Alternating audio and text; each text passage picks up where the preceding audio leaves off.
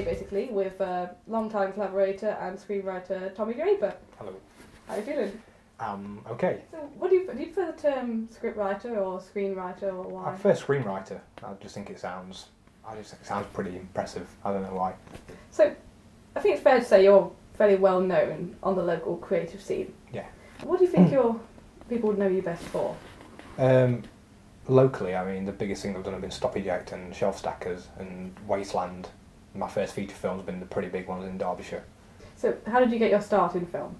My first movie ever I'd made was called Same Room, Same Time, which was shot by a Portuguese director called Miguel Guadencio, I hope I pronounced that right, who found my screenplay online and then took it on and gave me a start, and from there I've made a film a year, pretty much, or maybe 1 or 2 films a year ever since then. So how did your first film come about? How did that happen? Sort of by accident. I posted the screenplay I'd written for Same Room, Same Time online back in probably 2005, 2006. It was a short 12-page screenplay, and the director read it. He was looking for screenplays at the time to try and make, and he was very interested in getting it off the ground. How did you start writing? How did that come about? I think I was just sort of felt like doing something different. I haven't been to college to learn how to write or anything like that. I bought some books on screenwriting. I'd seen a lot of films, like a lot of films, way too many, and thought, well, I can probably do that. I can probably write a screenplay and see what happens. So foolishly, I sat down and wrote a feature-length screenplay of 130 pages and then decided it was crap. But I'd written something and thought, well, if I can write one thing, I can write something else. And then the writing something else then became, okay, you can write 2 screenplays, can you write something and get it made?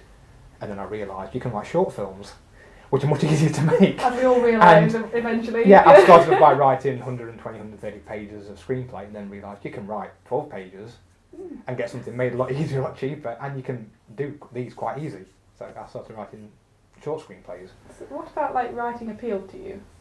I think it's creating the world of a film, because before you start writing, none exists. The characters don't exist. The storyline, the world they exist in, doesn't exist. Yes, it's creating the world for the characters. Who are your influences? The filmmaker I've tried to aspire towards, I suppose, I guess, Quentin Tarantino had a big influence on me back in the 90s with his indie films. Kevin Smith, John Hughes. I love things that James Cameron wrote or used to write, and Avatar not so much. But there's going to be, I suppose, Quentin Tarantino, Kevin Smith, their screenplays are pretty stellar, so because I was trying to aspire towards those, they're my main ones from writing. What do you say are your trademarks? If someone like sees a film, what do you think would make them say, this is definitely a Tommy Draper script? If it has one person in a room on their own, that's probably one of my screenplays. That's my main thing I think to be able to do, is 1 or 2 people stuck in one location on a short film. That's been I think Same Room, Same Time was 2 people in one apartment. Little Secrets, which followed it, was 2 people in one basement. Kopf is 1 person on the phone to 1 person in a hotel room. Wasteland is a feature film that pretty much has 1 person on his own. Yeah. The Last Man on Earth.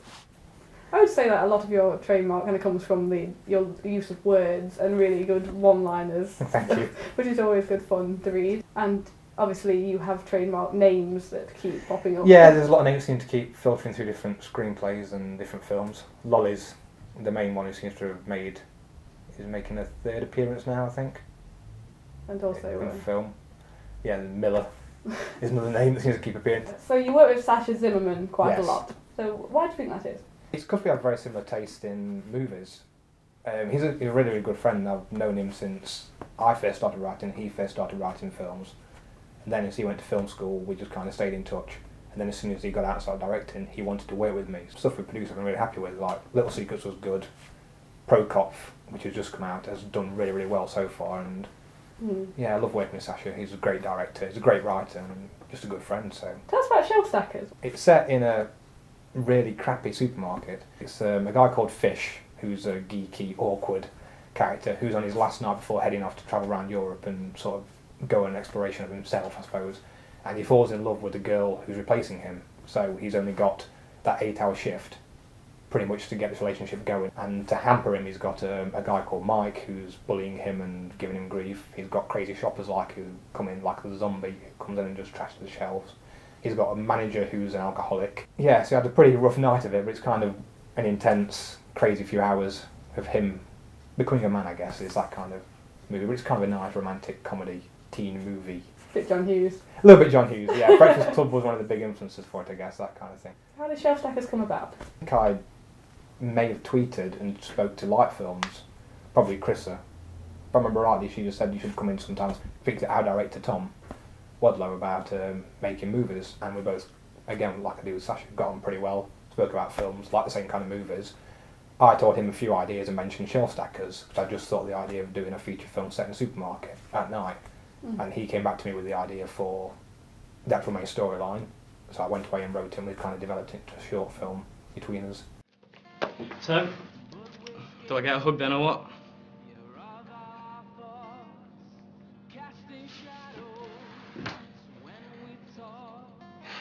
Gay. You know what I should have done? What? Got shot on the other side. I wanted to kill anyone that said that.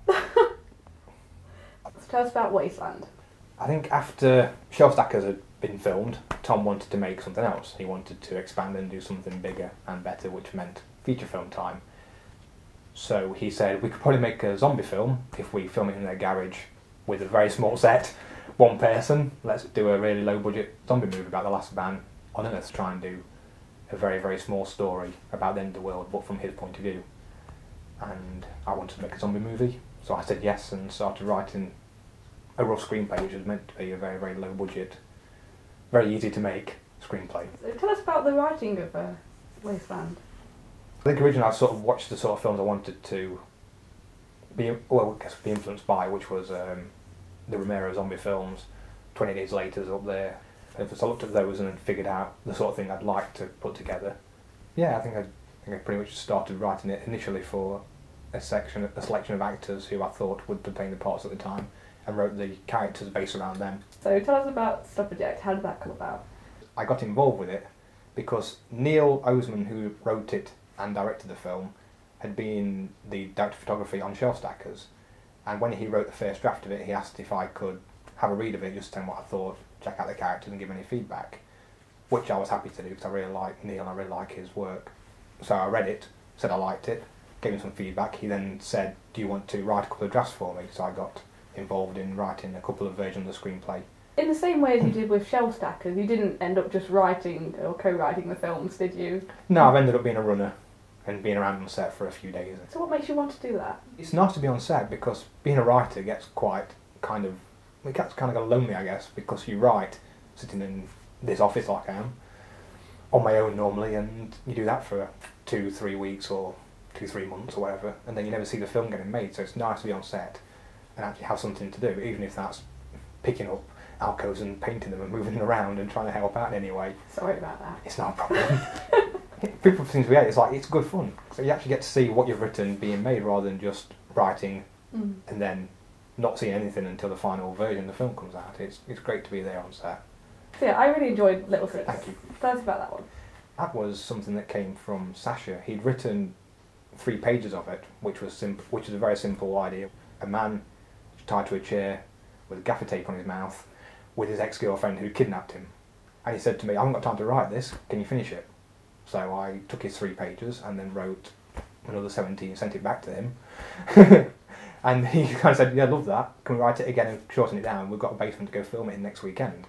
And it was like 2 weeks, 2 drafts, and that was pretty much it. So it went from 3 pages to 17 pages. How many was it in the end, do you I think? think my version was down to 12. I think the film runs at 15. We were dating. I was under the crazy impression that people who are boyfriend and girlfriend stay faithful to each other. They don't just go and find other people to jump into bed with. Maybe that's what people used to think. Everyone plays around these days. Monogamy is becoming out of fashion. I just wish you would have told me that when we started dating. Didn't you have a film at Cannes? We had a film at the short film corner at Cannes. Tell us about that That one. was Little Secrets back in 2010. I think Sascha entered it and paid however many euros it was to get it submitted, and they played it. I know it got watched by a few people. We had a few bits of feedback from folks. Didn't really get picked up by anybody. Or didn't. It was great having a film that could say yes, it was shown at the Cannes Short Film Corner. It's a nice feeling. It's one of those achievements you want. It's those kind of things where you go, yep, can done. Been to bed, like bed in film festivals, those kind of things. You can just kind of tick them off and go, yep, we've done that. Pro-Cop. Pro-Cop. Tell us how it came about and the experience of writing it. The screenplay is really, really old. It was written, I think, in 2009 after Little Secrets. Sascha wanted to make something else, something simple. At that time, I was trying to look at doing bigger films that didn't involve one person in a room. I wanted to do some things with exteriors and stuff, and I was a bit apprehensive about writing something else. While Sascha was looking for something new to shoot, he found a screenplay called Despair is as Simple as a Phone Call online, which was 4 pages long and was a storyline that became Pro-Cop. He contacted the writer of that screenplay and said, can we use it?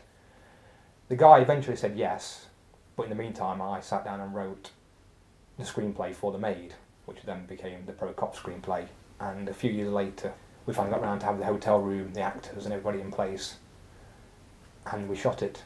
That one's done pretty well, hasn't it? It's been well liked so far, yeah. It was shot in January 2012, finished editing and everything I think October 2012, and since then it's been in a couple of festivals. It's been on TV in Germany. Everyone who's seen it likes it. So why do you think that one's been so popular? People really seem to like the storyline, seem to like the twist at the end, which is pretty impressive. The acting from Ray Strachan is fantastic, as well as Fianna, who's playing the maid on the phone. She does a great job. I think it looks beautiful, considering it's only inside one room and doesn't go outside. They've really used some great shots. It's well edited, the sound's brilliant. My screenplay holds up okay. But I think generally it's just been a really, really quality production. You can see it coming through when you watch the film. So, in an ideal world, and directors, actors, anything, who would you most like to work with? Whenever I write screenplays, I tend to write the screenplays for people that I've been working with recently, or the people I've been working with in the past.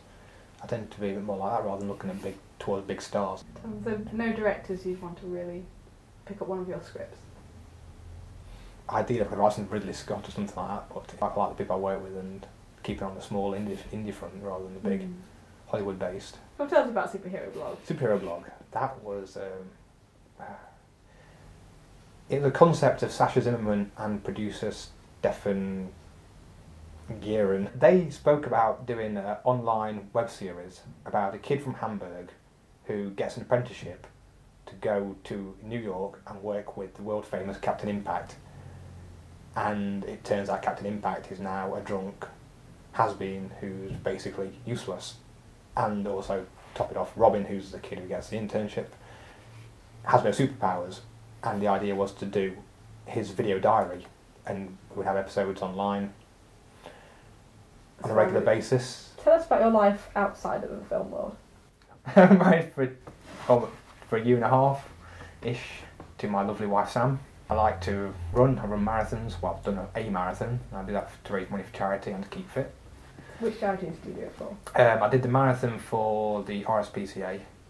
I've run 10Ks for the local air ambulance, and I've raised money for the Eden Project last year doing a half marathon. So whoever I feel like at the time. A lot of charities. A lot of charities, yeah. I think change them around every now and then. I think next time might be like might be a cancer trust or something like that. And you have pets as well? Goldfish. I have 3 tanks of fish. One of them's called James Pond. One's called A Fish With No Name. In the office I have Jaws 3D, and there's also Billy No Mates, who lives in a tank on his own because he eats the oil of the fish. So what's next for Tommy Draper? I have The Imperfect Gentleman, which is a screenplay I wrote originally back in 2006 for Miguel, which is down to be rewritten, and hopefully this time trying to get producers involved with it again. I'm currently writing the treatment for a feature film for Neil Oseman, and that's in its early days, but it's going well so far. And after that, I have another screenplay to write for Sascha Zimmermann, which is a feature film we're going to try and get off the ground. We're going to put 2 people inside a house rather than just a room, and not let them go outside. There's going to be 3 people inside a house and do a horror thriller. And there's also some of my older screenplays with Sascha, which are waiting to get made. Was another feature script coming up after as well? Another feature script with, I should say, with you.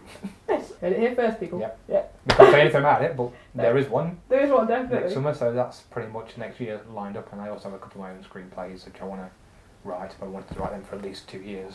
So 2013 looking pretty chock-a-block. It's looking pretty busy, and then hopefully 2014 we'll be making the films I write next year. So what advice would you have to people wanting to become screenwriters?